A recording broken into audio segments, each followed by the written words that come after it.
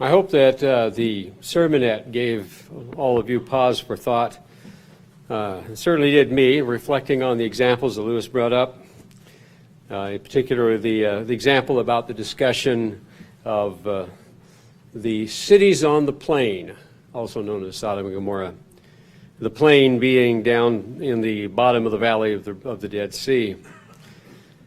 We live in an age where increasingly, dramatically increasingly, because this has been happening for a very long time, what we are experiencing and what he was covering, it was a slide away from a common sense of morality and a common understanding of Scripture. And the reaction of the young lady they described as, well, it was a fairly tame reaction, I suppose, under the circumstances, based on some that you've heard, undoubtedly about. But that's as good as it seems the world is getting in so many respects. Run from any confrontation with the truth. Don't want to hear about it. And we watched this trend develop going back to the 1960s, really. We had our issues and challenges, and you think about Mr. Armstrong's preaching in the 30s, and then, of course, World War II came. That sobered America up. The 30s sobered America up. Well, right, the 20s sobered America up, but that was a prohibition, but it didn't sober them all by any means. It was, unfortunately, where you add to God's law, and that was an adding to issue. That was one of the worst things that happened to the law-abiding concepts of America, is passing laws that ought not have been passed. But the 1930s and the Great Depression was a sobering time. Probably only a handful of you have any memory of maybe the later part of the 30s, being old enough to be aware of things. But we all have memories of either parents or grandparents who lived through that time and were heavily influenced by the austerity and the trials of the 1930s, depending on where they lived, factored in what kind of trials they went through. If you were in the Dust Bowl, it indelibly printed in your mind the horror of drought and of soil in the wind. Then came World War II, the bloodiest war the world had ever seen up to that time. And long before Hiroshima, the atomic blasts of Little Boy and Fat Man, is that the name of the other bomb? We gave the bombs names back in those days.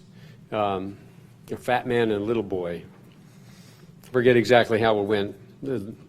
But whatever the case, that was simply an extension of what man has already been doing. Ever since firearms were invented, the nuclear weapons were simply a logical step. They weren't a horror weapon beyond all horror weapons because, you know what? Tokyo suffered a lot more casualties than Nagasaki or Hiroshima, either one. 100,000 from an incendiary bomb attack from American bombers. 100,000 deaths. That was, and in Hiroshima was somewhere near 70,000. So the Japanese are very tough in those days, very tough people. And they weren't about to back down even after that attack on Tokyo. And that attack itself was simply an extension of what was already happening in Germany.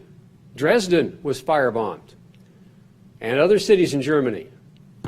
And the logic behind it, when you get into the logic of war, there's always a logic, is destroy the enemy's ability to carry on a war.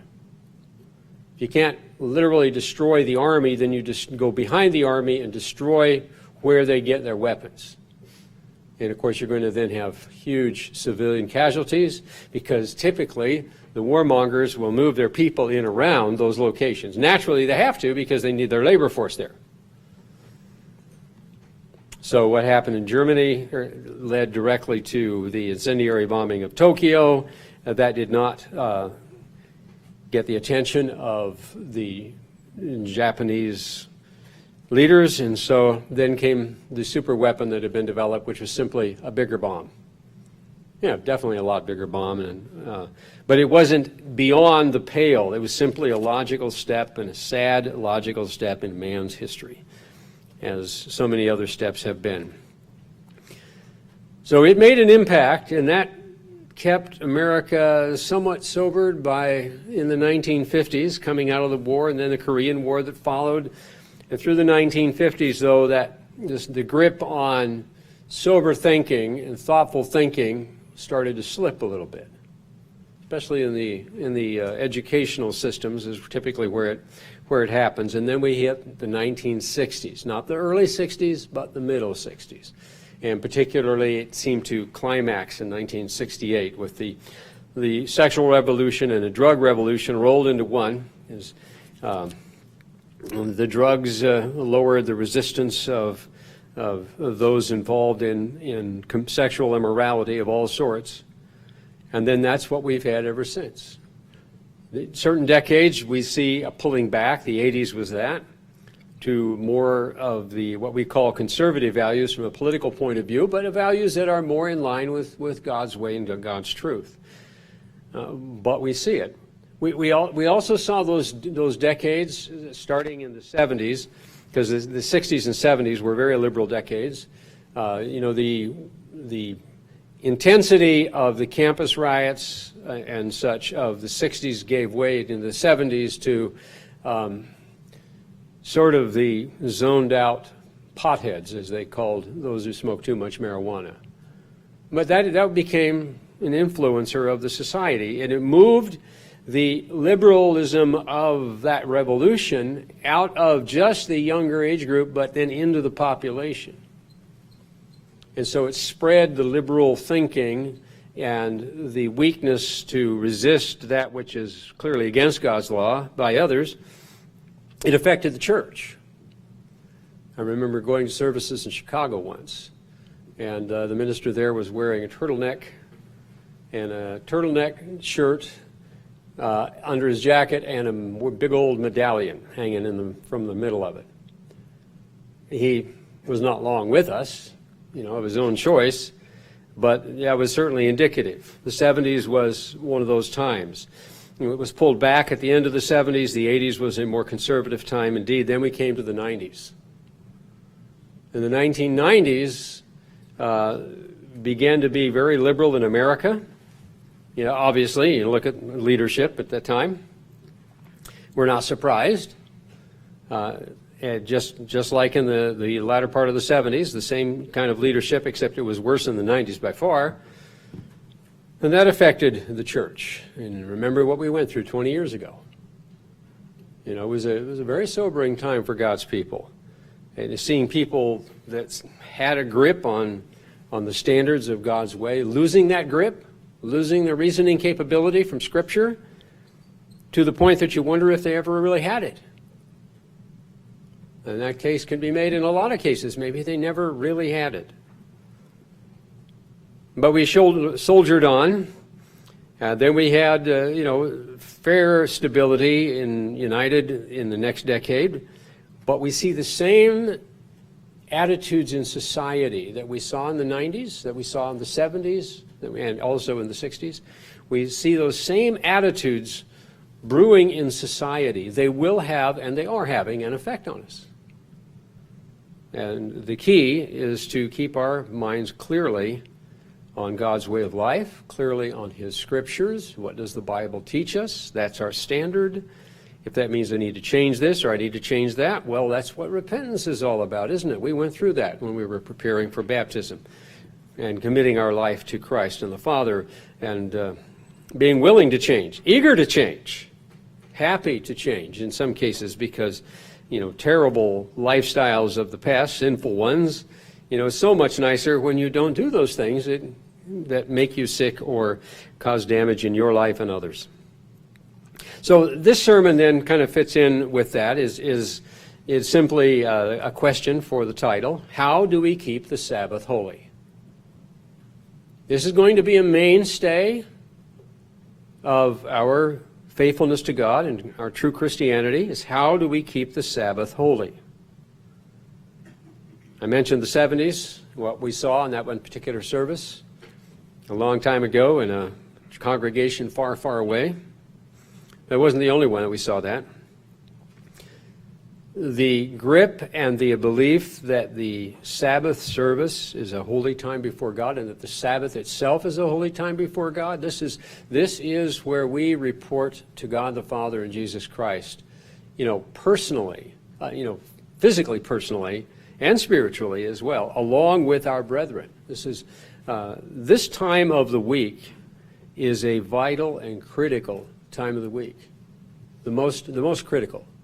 As we go forward into the dangers of our age, as Lewis was bringing out, we have got to have our armor on, if you will, the spiritual armor. This is where we come and polish it and strengthen it and develop the camaraderie among brethren of like mind. And good camaraderie, a strong esprit de corps. I don't know why we have to use the French word, but nothing against the French. They came up with some really good phrases.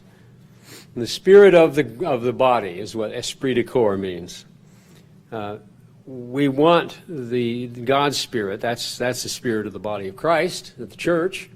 We want that. We want that interaction that develops it and enhances it, which is part of the vital aspect of being at God's Sabbath service. So how do we keep the Sabbath holy? I think it would be good that we look at this. This isn't the be-all and end-all. In fact, as I was preparing this, I realized, I haven't given a sermon on the Sabbath from that perspective either. So I want to go back, and sometime in the next few months, we'll have another Sabbath sermon. But this one is how we do it at services and before and after church services. As with Sabbath, the sun begins at sundown on Friday, ends at sundown on the Sabbath itself.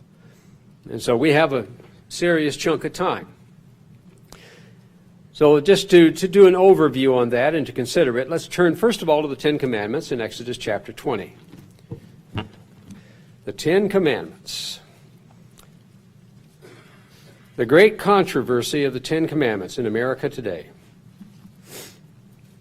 And yet, it wasn't a controversy back in the day. I love that phrase, the way we use it in Ohio, back in the day. We know what day that was, we figure. It was the Founding Fathers' Day is when it was, and it carried on beyond then. I mean, they didn't build the Supreme Court building in the days of the Founding Fathers. They did build the White House, well, at least the first version of the White House, and then the British burned it down, naughty on them. So it had to be rebuilt. But we have it plastered all over our legal buildings, courthouses. The Supreme Court building, it's cut into the stone. They are the statutes, because the word statutes carries the meaning in Hebrew of being engraved. So it's engraved into the stone there, and in other places too. The Ten Commandments were the core, and you think, well, why weren't they all Sabbath keepers then? Well, they weren't called to understand the Sabbath. By the way, there were a lot of Sabbath keepers in the early America. They weren't necessarily out on the frontier, but they were there. They normally get lumped under a grouping called the Seventh-day Baptists. And they're called Baptists not because they're in any way connected to the Baptists of today. It's because they believed in baptizing. The church, this is a digression, if you want to make that in a digression.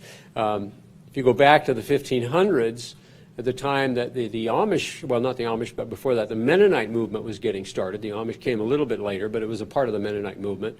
The Mennonites were called Anabaptists, which is the A-N-A on the front of the word Baptist means again baptize. And that was the label they got from the Roman Church, because the Roman Church baptizes people when they're babies. And if you baptize adults, you're baptizing again, and that's a heresy, we're going to kill you. And they did. Lots of people. That was their way back in those times.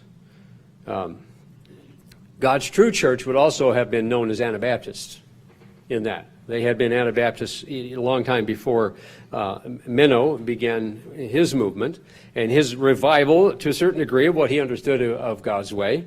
There were a lot of people that were very brave. They didn't have full knowledge of God's way, but certainly they were brave and stood up for what they did know. And that's a blessing on their heads in that sense. But as we move forward through the Reformation in Europe, and then it moved over to England. England's Reformation came a little bit later, and it continued longer because in the Reformation in England, they booted out the Catholic Church, replaced it with the Anglican Church, the Church of England. I'll call it the Episcopal Church over here. And then there was a movement against the Anglican Church by those who wanted to go further than what the Anglicans had done. Because basically they said that the Pope wasn't the head of the church, the King of England was. It was one of the main things, and a lot of the doctrines otherwise were the same. Well, the Sabbath-keeping movement moved to England, and then eventually it made the jump in the 1600s over to America. Stephen Mumford in Rhode Island was one of the first to come, but there were many others who came over time. And we'll do a Bible study series on that, or a PowerPoint presentation. Sometimes PowerPoints are good where you can get a picture of charts and things. The Seventh-day Baptists came out of that eventual movement. And so the Seventh-day Baptists were active in early America. There were some who knew large sections of God's truth and with whom God was directly working.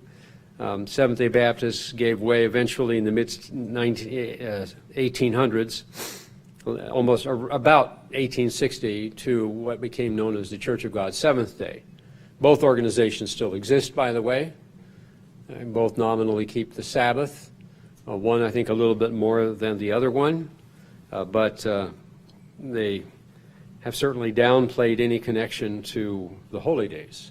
As we know, the Church of God Seventh Day and the controversy in the 1930s regarding that, Mr. Armstrong. But neither one writes much even about the Passover, because they both did believe in the Passover. We used to live near the headquarters of the Seventh-day Baptist movement. I mean, we lived right in the town where it was, and it was quite an interesting time in visiting with that. But the Sabbath was a key feature. It's a part of the Ten Commandments. It's right there. And that's what we want to read right now, to go to the Sabbath and look at that. It's in verses 8 to 11. Remember the Sabbath day to keep it holy. And in the remember part, the Sabbath was given very early in man's history. It was given the day after man was created. God created the Sabbath as a divine institution of time. So it's holy time for the entire 24 hours of the Sabbath. And by holy time, it means God's presence is in it. This is the day he set apart. He made it for mankind so we could rest, and he made us to have a biological rhythm that needs a seventh-day rest. He created us that way. He made the Sabbath for us to stop and contemplate him, to stop our regular work and contemplate him and think about his way and study his word and pray more than we would normally have time to do. Remember the Sabbath day to keep it holy, sacred, dedicated to God. 6 days you shall labor and do all your work, but on the seventh day is the Sabbath of the eternal your God. In it you shall do no work, you nor your son, nor your daughter, nor your male servant, nor your female servant, nor your cattle, nor your stranger who's within your gates. And what's the basis of it? The basis goes back to Genesis 2, we alluded to already. For in 6 days the Lord made the heavens and the earth and the sea, and all that is in them, and rested the seventh day. Therefore the Lord blessed the Sabbath day and hallowed it. He created this time, this set-apart time. Now, the annual holy days, we have the first day of unleavened bread, the last day of unleavened bread. Passover service, interestingly, isn't a holy day. Did you know that? Or did you ever think about that? It is one of God's commanded assemblies that isn't a holy day. But it's just one of the anomalies that God created into it. But you have the first and second days of unleavened bread. You have Pentecost. Of course, the Feast of Trumpets and Atonement, first day of the Feast of Tabernacles, and then the last great day, or the eighth day, that are all annual Sabbaths, all based on the strength of the Sabbath commandment, because they too are Sabbaths. So it's It's a marvelous thing that God has done, and we understand it. And we understand, I recited those days, and in your mind, immediately you start thinking, oh yes, I know what each of those means. I've learned that. It's become a part of my fiber, as it were, my knowledge base, and more than the knowledge base, an understanding base, and beyond understanding has become a part of your wisdom in following God all the years that you've known and followed God. And if you're new to the faith, you can see it sinking in almost weekly, the understanding, layering it on until it all comes right back to your mind. So let's look then how we apply how we keep the Sabbath holy. Obviously, we don't work. We don't do hobby work, even on the Sabbath. So what do we do? What do we do? What do we not do? Just this again, this is a basic sermon. Well, it is a time for some study and reflection on God, of His Word, and His way. Study that we usually don't have the time to do on other days. And we can find ourselves too busy doing whatever it happens to be, even on the Sabbath, to take the time to do that. But that has to be a time of added study. And bear in mind, sometimes your Bible study isn't just with your nose in the book. When you have remembered something in the Scripture and you sit and meditate about it and think about it, even if you look up a passage to refresh your memory, meditative Bible study is Bible study as well. The Sabbath is not a time for us to watch sports and entertainment programs. They're always lurking there behind us on the tube. But it's a time for some more prayer, more thoughtful prayer. We're not as rushed on the Sabbath. It's a time to be aware of the society around us. To a degree, we monitor this all the time. But like the sermonette did, it elaborated on a principle that I think is applicable in the Sabbath message in Luke 21. Let's turn back to Luke chapter 21. Luke 21, by the way, is a parallel chapter to Matthew 24 and Mark 13. Those are called the Olivet prophecies, not because they're named after a lady named Olivet, but because they were given, the prophecy itself was given by Christ from the Mount of Olives, looking back at Jerusalem. Jerusalem was immediately to the west across this deep canyon, which is called the Valley Kidron. And that's why it's called the Olivet prophecy when you read about it in something. So in verse 36 of Luke 21, watch therefore and pray always, that you may be counted worthy to escape all these things that will come to pass, and to stand before the Son of Man. And this chapter, and Matthew 24 and Mark 13, recite a lot of the key events that will take place leading up to and during the final war of mankind in this age, the Great Tribulation. And that's not only man fighting the war, but God will then intervene in the latter part of it, which is the beginning of the day of the Lord. So we are to watch, therefore, and pray always. The watching part, being aware, monitoring what's happening in the world, taking stock of the events of the week. So sometimes we watch the news. Sometimes you've heard enough of the news to be aware of it quite thoroughly. But that's a part of being worthy, and that's certainly a Sabbath aspect. Sometimes reflecting on God as Creator. And if you can find a documentary program on the creation or on Bible history, we watched a part of one after we got home from last week. It was on the book of Job. And I think we watched about half of it. The other half we'd seen it another time. But it was one of those almost predictable programs because the producers of it don't really believe. They ridiculed Job and what a crazy man he was and that kind of thing. And we were watching it to see what their arguments were and to see if they had any shred of useful historical understanding. They had a couple shreds, but that was about it. Otherwise, you were mounting a defense of what you learned about Job. Job was a great man who did live during the time of the patriarchs. A very great man, and worthy of our study of his life from time to time. So watching an occasional documentary on something like that on the Sabbath is also a benefit. It's not a time, as I said, for watching sports or for doing sports. It's a day of rest.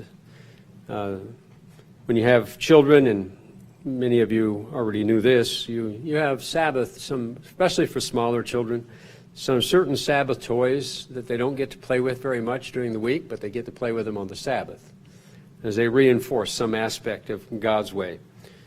So that's another aspect of it. It's a time for meditation and thinking. Those are some of the things that we do before we ever get to services and even after services, how we consume our time on the Sabbath. Let's turn to Matthew 12 and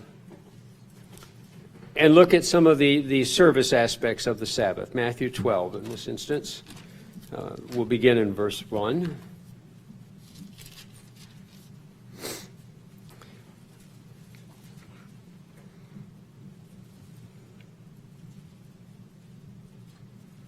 It culminates in the fact that Christ is Lord of the Sabbath. He is the master of the day. And what he taught about the Sabbath is what we do. Verse 1, at that time, Jesus went through the grain fields on the Sabbath, and his disciples were hungry, and they began to pluck heads of grain and eat. And when the Pharisees saw it, they said to him, "Look, your disciples are doing what is not lawful on the Sabbath." You know, they were picking grain, heads of corn. In the King James, I used to read this in the King James, and I don't know if you have the King James, but it says corn instead of grain. Well, I didn't know until I was 19 or 20 that in England they call all grain corn, and they call corn maize. So I was ignorant of that, and I always wondered, what are they doing? They're snapping roasting ears off of corn stalks to say, well, how do you eat that and not get squirted with corn milk all over the place? I've tried. That's why I like to have them cooked first. But we grew 5 acres of that stuff every year, right along with our field corn.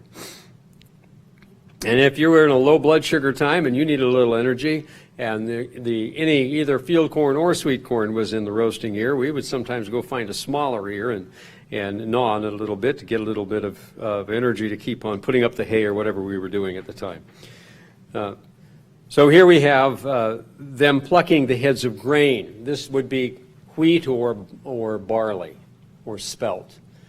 Possibly spelt. I don't know that wheat was actually developed yet, but it's related to spelt. But they were plucking those, and you think, well, how do you eat those? Well, you snap the head off, and then you roll it in your hands just like this. And what you're doing is you're breaking the kernel out of the husk. And then as you're doing it, you just let the husk part of the head of grain to fall on the ground, and then you pick the kernels up and eat them. Or if you're good at it, you blow on it and then throw them all in your mouth and chew on them. And they're delicious. Even hard grain. I don't chew hard grain anymore. Teeth don't like that. But back in the day we did, and you chew on wheat, and pretty soon you've got gum. It doesn't taste like regular gum, but it's nutritious. These were probably not quite ripe heads. And whatever the case, they were doing that. You think, well, they're stealing that. No, they weren't. That was the law that God had for ancient Israel, that as a traveler would walk by, they can have heads of grain or a piece of fruit off of your tree as they walk by down the path. And that was fine. And God said, don't you worry about that. I'll make sure you have plenty. That was a part of the similar principle came the law of gleaning, where farmers were told of all things. You'd think God would be insisting that we be very neat and tidy in all that we do. And he does, except for harvesting. Be sloppy. As you come along and you got a corner of the field over there, that's too far to walk. Leave it alone. Just let it stand. That poor folks can come and harvest that. That'll be called the gleaning. And when you're they were doing this all by hand with scythes and then tying up the batches of grain. Get careless. Drop some. If it breaks apart, put another one together and leave that stuff laying there. Then the folks behind, like Ruth, if you remember Ruth's case, she would come along and glean that.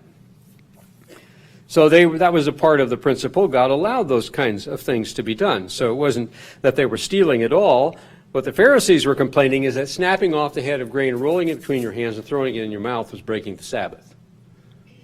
The Pharisees were in error. If the Pharisees say something, it's a pretty good bet in the New Testament that whatever they say is wrong. And most of the time what the Sadducees say is wrong as well. The Pharisees were the super strict ones. And Christ was constantly in conflict with both them and the Sadducees, back and forth. Because the truth lay where Christ was. What he taught was the truth, not what they taught. And so he taught in verse 3. Have you not read what David did when he was hungry, and those who were with him, how he entered the house of God, and he ate the showbread, which was not lawful for him to eat? And you think, why couldn't you eat the showbread? Well, because it was for show. That's why it's called showbread. It was on the tables in the temple. It was a bread that was offered to God. And it laid there on those tables for a certain length of time, and then every several days they would replace it. And so it was dedicated to God, and David was running from Saul, he and the young men with him, and they had no weapons. It was a critical time. You can look it up in the center column if you've got it, and go back and read the adventure of what was happening there. And the high priest, gave David the showbread. They said, that's all I've got here. And he says, well, David, I need it. We're famished. We've got to have something, or they're going to catch us. And so that was acceptable. That was an emergency circumstance. Or have you not read in verse 5, in the law on the Sabbath, the priests in the temple profane the Sabbath and are blameless. Yes, I say to you that in this place is one who is greater than the temple. Now, the priests profaning the Sabbath. For the priests who were on duty at the temple or the tabernacle before the temple, they worked hard on the Sabbath simply because they had to slaughter a certain number of animals, more animals than usual for the daily sacrifices. So those who were actually doing that had to do that. And sometimes we might think, well, whatever I'm service, from week to week to week, that's just profaning the Sabbath like the priests. Well, take it in balance. The priesthood did not serve on duty all the time. David, in his day, organized the priesthood into 24 courses or divisions, based on the names of certain of the priests, leading priests in his day. And they would serve 1 week at the beginning of the year, and then they would go home. And then toward the end of the year, they would serve another week. And then for the 3 weeks the time surrounding Pentecost and the Days of Unleavened Bread and the feast, they would all be on duty in Jerusalem because they would all be there for the holy days. So they weren't on duty every week. In fact, they were only on duty, regular duty, twice, 2 weeks. And they worked from Sabbath noon to Sabbath noon. And then the next division took over from them. So that they profaned the Sabbath in the sense that they had labor that they had to do for half of the Sabbath. But they only did that 2 weeks out of the year. So it wasn't a constant thing. So that's important to understand that background of them profaning the Sabbath. Yet I say to you that in this place, in verse 6, there is one greater than the temple. But if you had known what this means, I desire mercy and not sacrifice, you would have been not have condemned the guiltless, for the Son of Man is Lord, even of the Sabbath. Christ, that was the point there, Christ is the Lord of the Sabbath. Let's notice a couple of other aspects in understanding the Sabbath and its practical application. Luke chapter 13 and 14 we'll go to next, starting with Luke 13. Luke 13, this one begins in verse 10.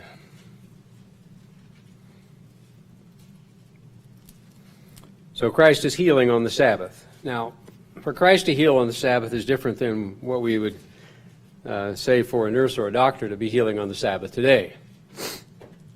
When he was teaching one of the synagogues on the Sabbath, behold, there was a woman who had a spirit of infirmity for 18 years and was bent over and could no way raise herself up. But when Jesus saw her, he called her to him and said, "Woman, you are loosed from your infirmity." And he laid his hands on her, and immediately she was made straight and glorified God. For 18 years she had been bent over and hobbling along.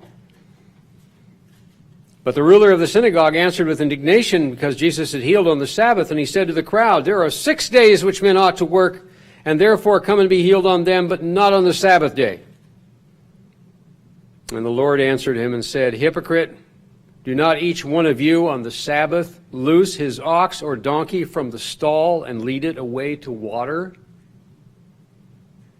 So ought not this woman, being a daughter of Abraham, whom Satan had bound, think of it, for 18 years be loosed from this bond on the Sabbath?" And when he had said these things, all his adversaries were put to shame, and the multitude rejoiced for all the glorious things that were done by him. So there are certain things that are done on the Sabbath. Healing, divine healing is certainly done. We anoint people on the Sabbath, that's for sure. But the lesson here is that there are also other things. We don't live in an agrarian society today. Very few of us have an ox in the stall or a donkey in the stall. I wish we did. I wish we had more of an agrarian society. It's slower paced. I grew up in that and miss it. But we had Sabbath duties. Our livestock had to be fed. And we didn't do all of the hard work of that. We prepared before the Sabbath started with as much of it as we could, so we didn't have to transport the hay or silage or whatever it was we were feeding them. We made sure they had their water tanks were full and that sort of thing.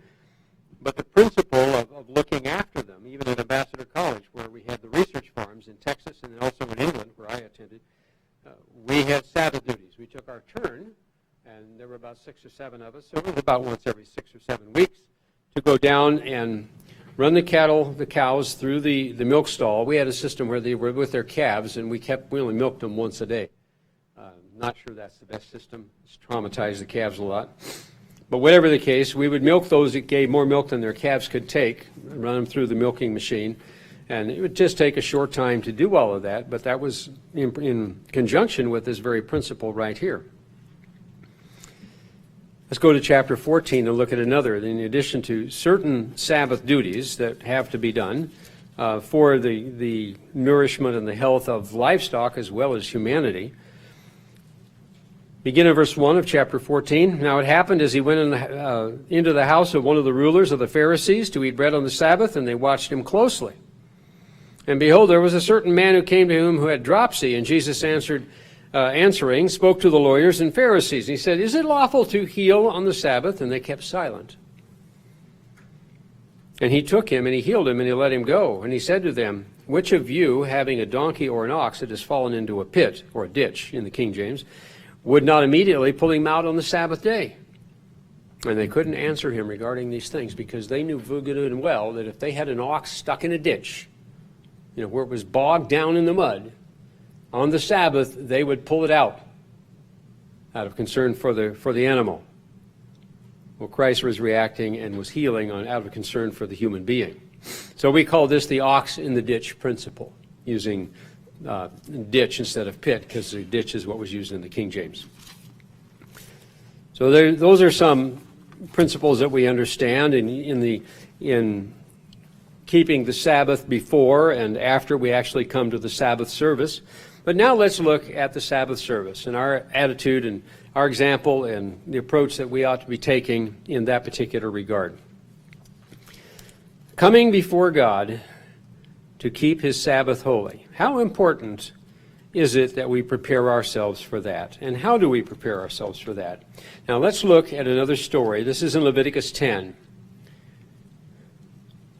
It doesn't say that it happened on the Sabbath, but the principle that we extract from here is very applicable to the Sabbath day. Now, this is really a sad time. Israel had come out of Egypt. They had the golden calf incident, which was a very low point in their early time of their wandering. The tabernacle finally had been built when Moses finally came down from the Mount Sinai with all the directions and the 10 Commandments.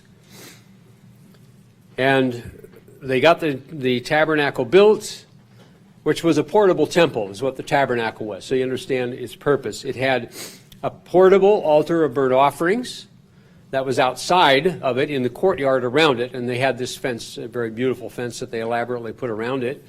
And then there was another altar that was inside the tabernacle that was called the altar of incense, and that was also would have been a source of heat in the cool times of the year for the tabernacle, or later the temple had it. That was where the priests, when they would go to offer certain sacrifices and certain of their duties, they had a censer. Every priest was given a censer, which is a long ladle, an ornate ladle, and they would scoop a hot coal out of the altar of incense. And they would carry that in their hand and have a fistful of a special recipe of ingredients of frankincense and myrrh and other things. One of the families of the Levites was delegated the responsibility to prepare that, the incense, and they had the recipe that God evidently gave them. And they would sprinkle that onto that hot coal, and it would, of course, burn, and it would give off this wonderful and beautiful fragrance inside the temple, or before that, inside the tabernacle. So that's what the priests had to do. Beyond the altar of incense, and off to its wings, were the tables where the showbread, the golden tables where the showbread was located. And then there was a curtain. And behind that curtain is where the Ark of the Covenant was located. It was the back, the anteroom, the westernmost room. It was always oriented to the door opening to the east. So at the west end of the building, behind this tapestry, was where the Ark of the Covenant was kept, with the statuary of the angels, the cherubim, the two of them, and cherubim means two, or at least two. The I-M takes the place of an S in Hebrew. And they were on the top. They were on the mercy seat. The mercy seat was statuary of God's throne. You know, we're not to make images that, purport to be of God. We don't even draw pictures of God based on things that Christ taught. But there was a time when God instructed that statuary of two angels and of the divine throne to be made, but they were only there on the mercy seat, which was the covering of the Ark of the Covenant. So that was where that was all located. So what we have here is the story of Nadab and Abihu. Aaron was the high priest. He was the brother of Moses. The priesthood would only descend through Aaron, not through Moses or Aaron's other brothers. The Nadab and Abihu, the sons of Aaron, each took his censer and put fire in it and put incense on it and offered profane fire. This is Leviticus 10 and verse 1, or am I in verse 2 yet? Offered profane fire before the Lord, which he had not commanded them.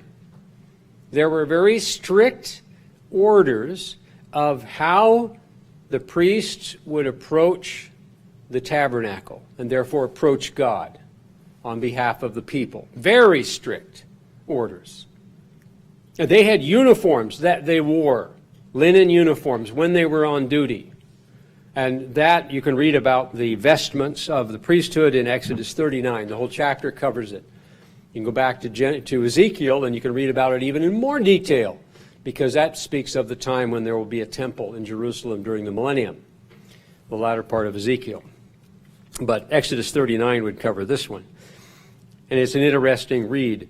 So here they were dressed, but they offered profane fire. There was something wrong with what they did, and they knew what it was. You know, they knew they were not doing it right. And it was not what God had commanded. So they were going either beyond what he said or didn't do what he said. Either way. So fire went out from the Lord and devoured them.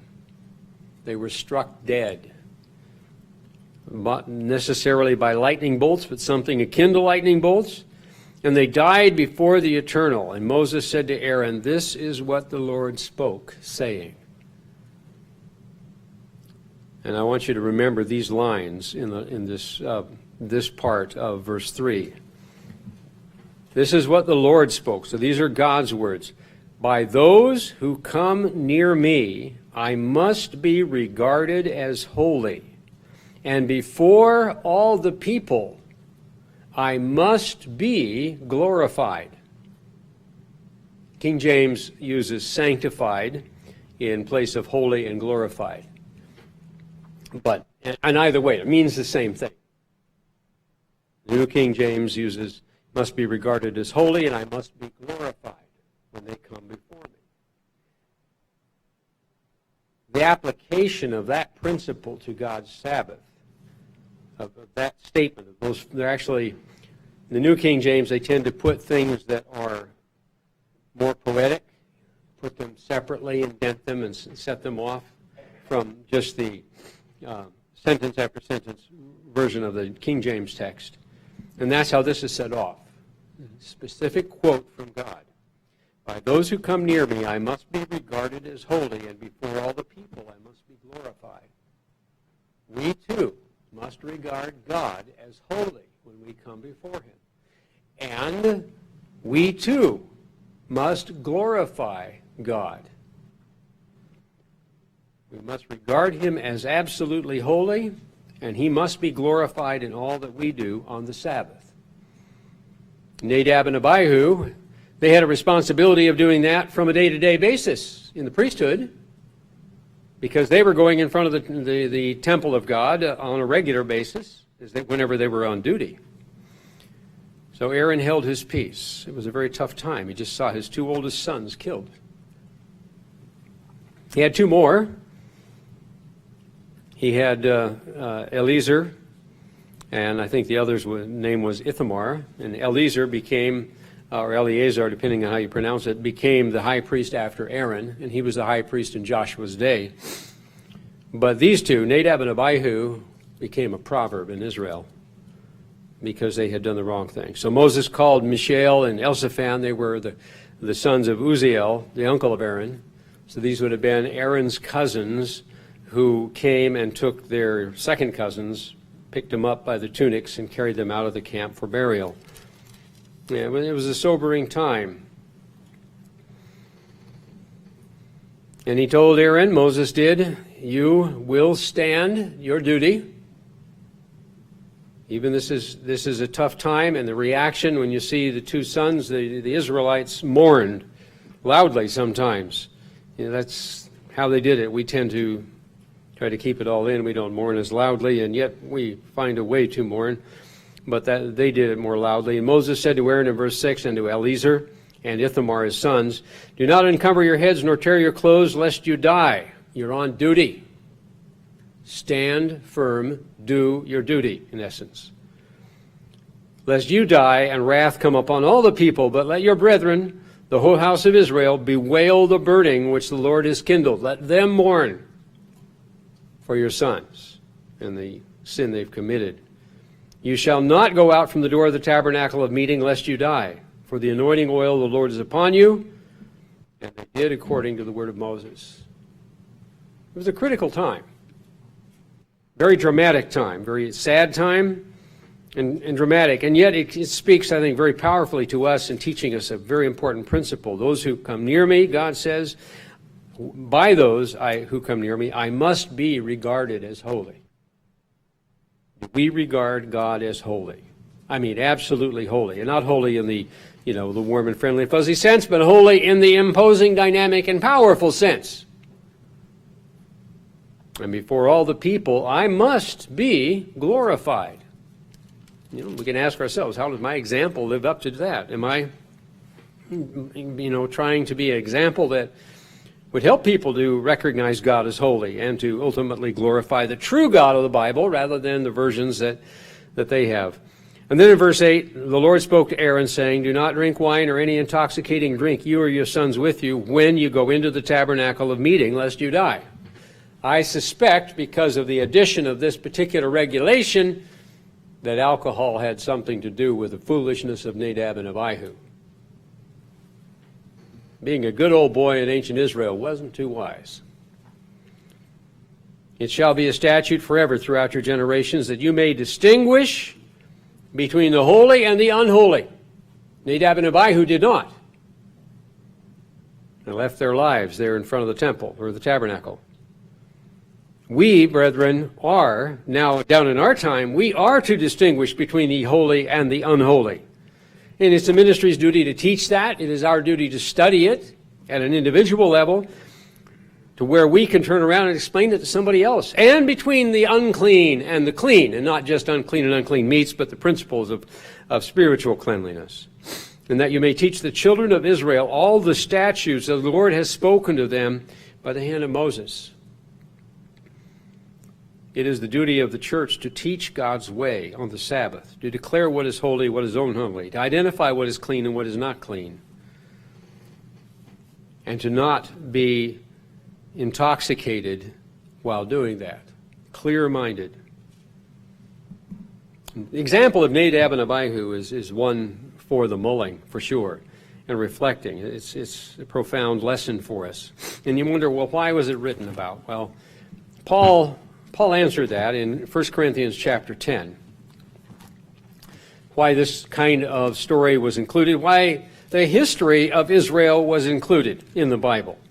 1 Corinthians chapter 10.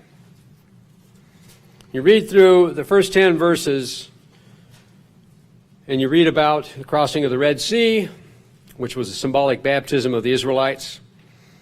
They were surrounded by water to the left of them, water to the right of them, the cloud above them, water vapor. They passed through the sea. They were baptized into Moses in the cloud and in the sea. But God was not pleased with their conduct. And then there's a big, long paragraph of all the wrong things they did in the wandering years. And then we come down to verse 11. Now all these things, including what Nadab and Abihu did, all these things happened to them as examples, and they were written for our admonition, upon whom the ends of the ages have come. This is why we study the Old Testament as well as the New. It is the book of precedent for the New Testament.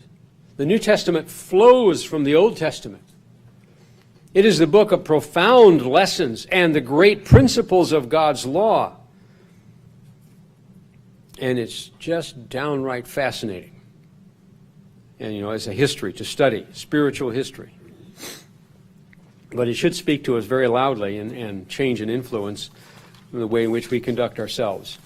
Now, let's go to 1 Corinthians, since we're there, to chapter 14. And here we have some instruction about the conduct of the services. Some of it is in principle, some of it is more specific.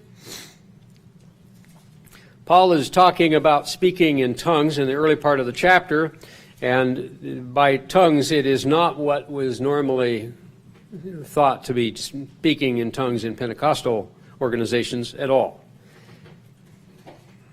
This is speaking in languages you never studied before.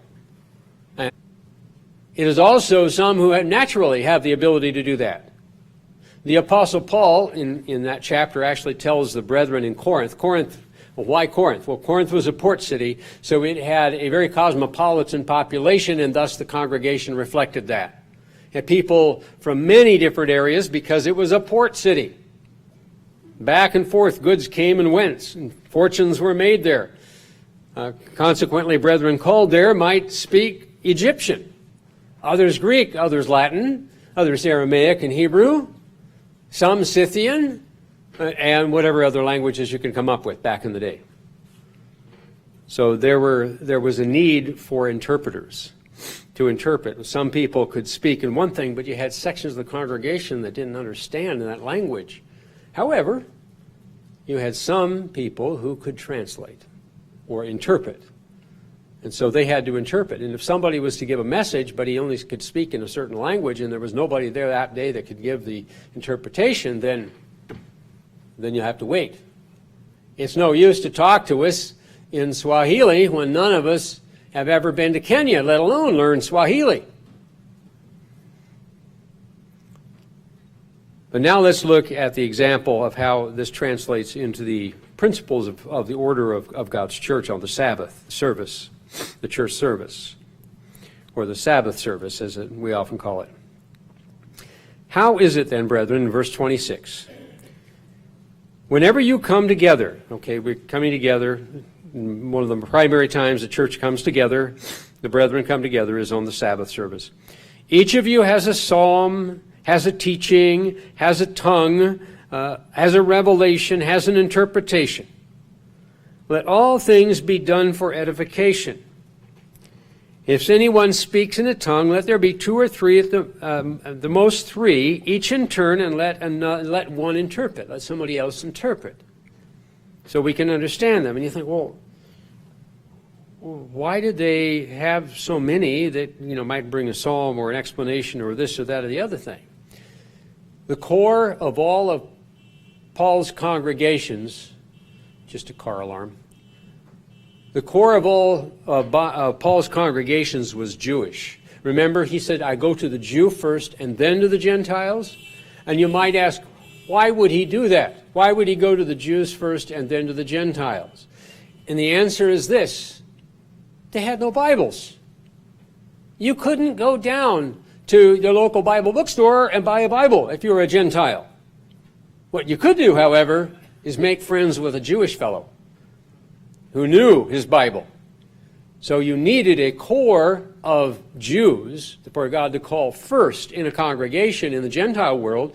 They then were a resource, a repository of scriptural knowledge, because the congregation couldn't hope to afford even a single scroll of the Old Testament, and it was written in many scrolls, big, long scrolls that were highly expensive.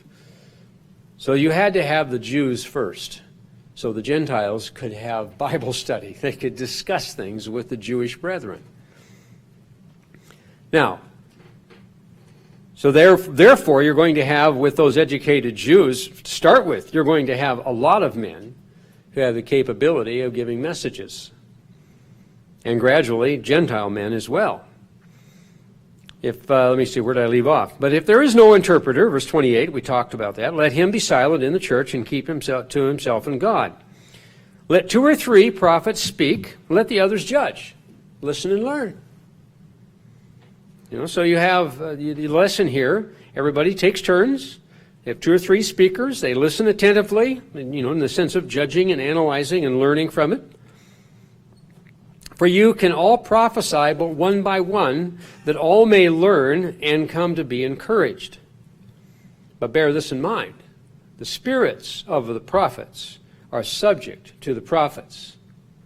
You don't get carried away in crazy emotionalism. And yet we see that in a lot of variations of Christianity down through the ages. Emotionalism is what they have. That is what they have. They don't have a knowledge base of significance. They have emotional pull. They get carried away with the emotions. It leads them into more doctrinal errors. But we know that. But we're specifically told that the spirits of the prophets, those who are the speakers, in this case, the prophesiers, which means, as I pointed out in the pastor's note, to prophesy had 2 meanings. One is to foretell future events. But in the New Testament, it was most often meant to speak forth. In other words, to declare God's will or God's counsel on the subject from the Scripture. So it was speaking. But everybody needs to be thoughtful and well in control of their emotions. For God is not the author of confusion, but of peace, as in all the churches of the saints. So you must have had some scenes on some Sabbaths in Corinth for Paul to give this specific correction, where you had a cacophony of people speaking and talking in this language or that language and wanting others to listen to them, and 2 or 3 going on at the same time. No way. You're going to stop that right away. So the Apostle Paul gave a sermon on Sabbath keeping. Let your women keep silent in the churches, for they are not permitted to speak, but they are to be submissive, as the law also says. If they want to learn something, let them ask their own husbands at home, for it is shameful for women to speak in the church. And so we have a male ministry as directed by God in the church. We have a time when people can ask questions. It's not during church services. In Bible studies, we always have the written questions, but sometimes we do Bible classes, which are designed to be interactive, where it isn't the church service, so it's a class, and we field questions on a regular basis. Or did the Word of God come originally from you? Or was it from you only that it reached? If anyone thinks himself to be a prophet or spiritual, let him acknowledge the things which I write to you are commandments of the Lord. But if anyone is ignorant, let him be ignorant. Make your choice.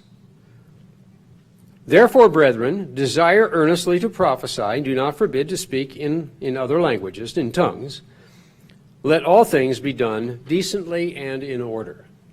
So even those who didn't know Latin or Greek but who were capable of giving a message, could give the message as long as they had somebody to interpret it.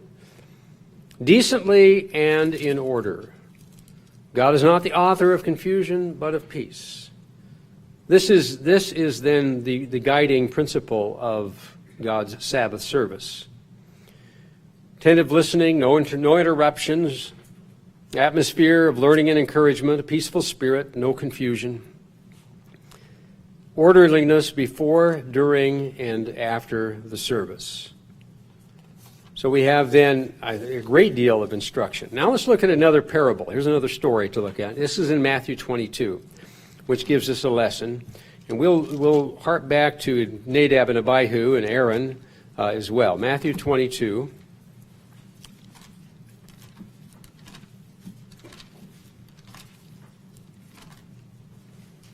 It begins in verse 1. Sometimes it's called the parable of the wedding feast. And Jesus answered, and he spoke to them again by parables, and he said, the kingdom of heaven is like a certain king who arranged a marriage for his son, and sent out his servants to call those who were invited to the wedding, and they were not willing to come. He sent out his servants and tell everybody, okay, it's time for the wedding, and we're not going to come. Don't want to come. They weren't willing to come. So in verse 4, again, he sent out other servants. Well, if you can't get through them, we'll try you. We'll try you bunch over here. Other servants saying, tell those who are invited, see, I have prepared my dinner, my oxen and fatted cattle are killed. All things are ready. Come to the wedding. And you think, well, hold it. You mean you already got the animals slaughtered? Yes. And how long is that meat going to stay good without refrigeration? Come to the wedding. They got the fire, the glowing coals underneath. The barbecue has begun. And I say barbecue, that would be how you would often cook a whole beef. And it's only going to be a number of hours before it's time to eat. And there are many things that have to occur during the wedding feast before that happens. But what did the people do that were invited? They made light of it. They went their ways, one to his farm, another to his business, and the rest seized his servants and treated them spitefully and killed them. Is that any way to treat those servants of one who wants you to come and dine with him at a great wedding feast? When the king heard about that, he was furious. Well, he should be. And he sent out his armies, and he destroyed those murderers and burned up their city. Then he said to his servants, the wedding is ready. Those who were invited were not worthy. Therefore, go into the highways, and as many as you can find, invite to the wedding. So those servants went out to the highways and gathered together all that they found, and both bad and good, and the wedding hall was filled with guests. So they came. And, the parable could end there, but it doesn't. So there's another lesson that's coming in verse 11. But when the king came in to see the guests, he saw a man there who did not have on a wedding garment. He wasn't dressed for the occasion. Not being dressed for the occasion was offensive. This was a great man with a great son, with a great wedding that he was providing for the people. The least this man could have done, this person here, is he could have gotten a wedding garment, appropriate clothing for the event. And he said to him, friend, how did you come in here without a wedding garment? And he was speechless. And the king said to the servants, bind him hand and foot, take him away and throw him into outer darkness where there will be weeping and gnashing of teeth. For many are called, but few are chosen. It's kind of a chilling parable when you get down to it. Catastrophe, murder of the servants, armies sent out, a whole city burned, and then this guy. But we are to learn from the parables, and we certainly can. Let's consider, therefore, our conduct and our dress at the church service. Mark chapter 2 and verse 28 is where I would like us to go next. Mark 2.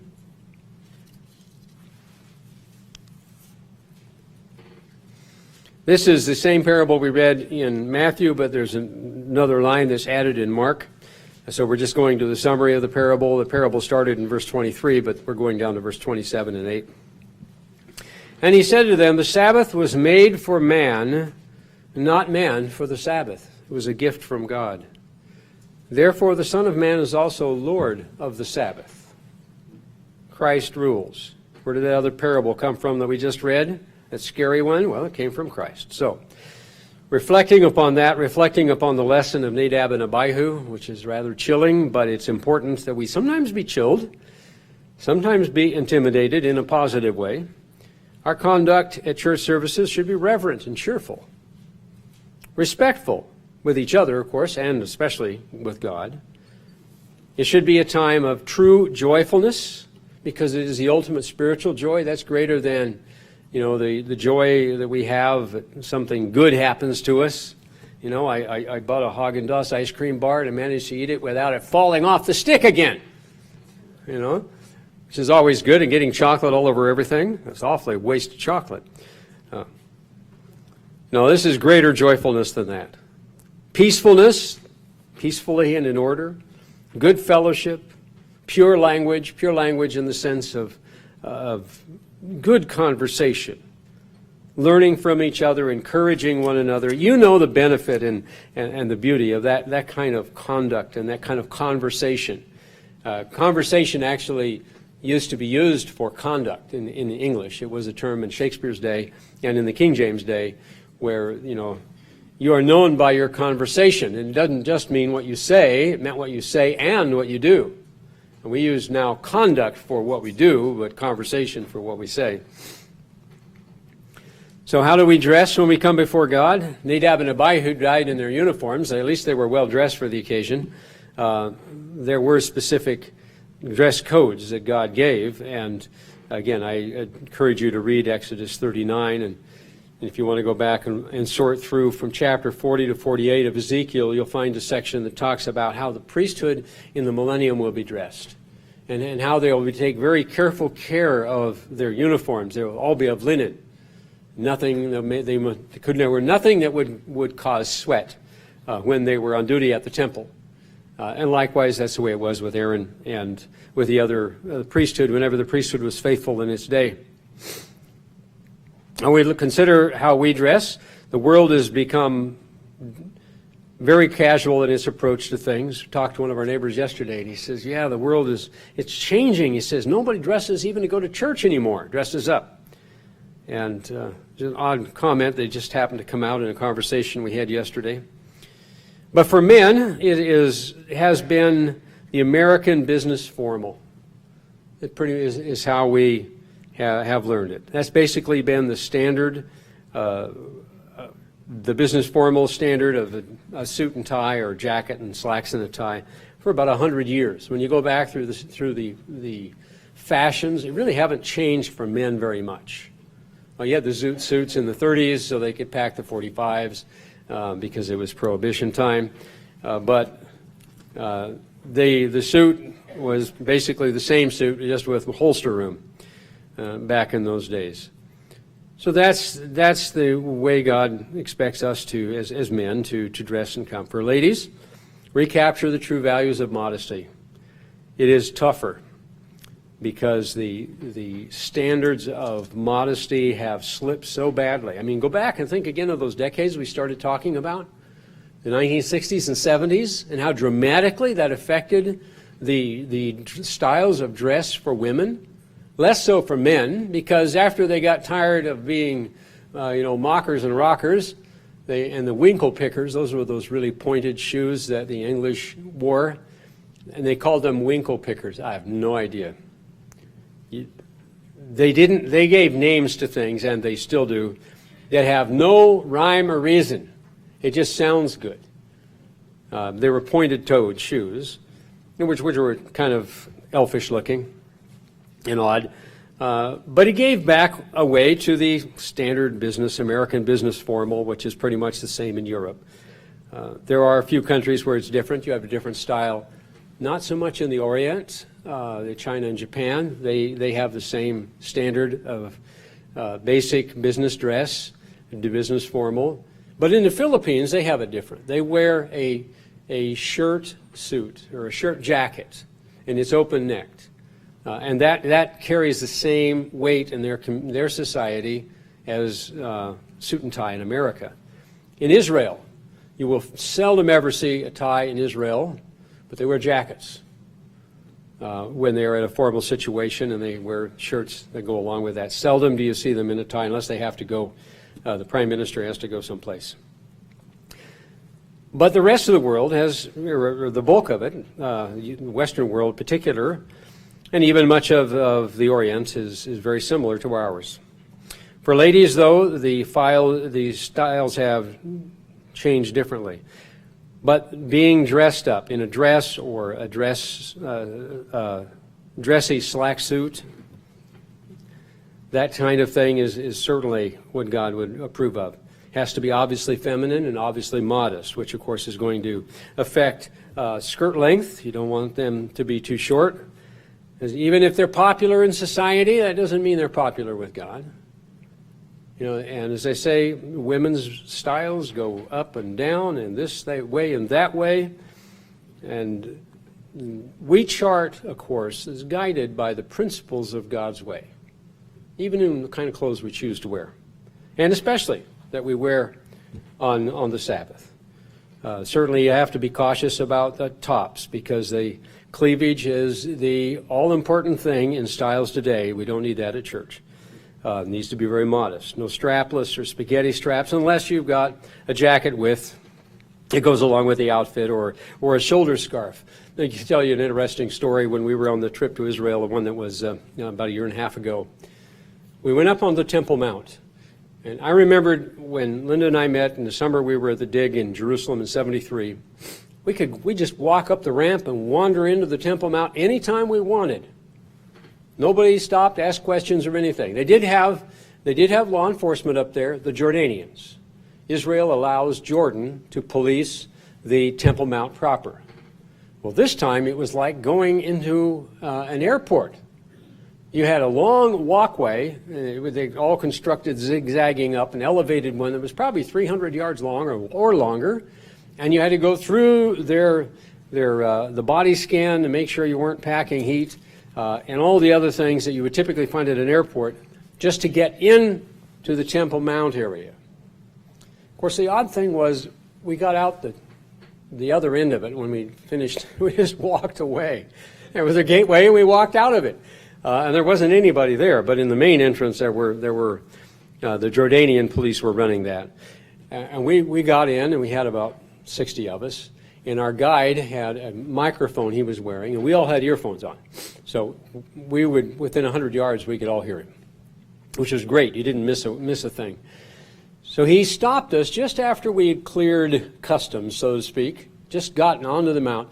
We're looking at the Dome of the Rock and the Alaska Mosque over here and a couple of other things, and he's explaining where they were and where the temple would have been back in the day.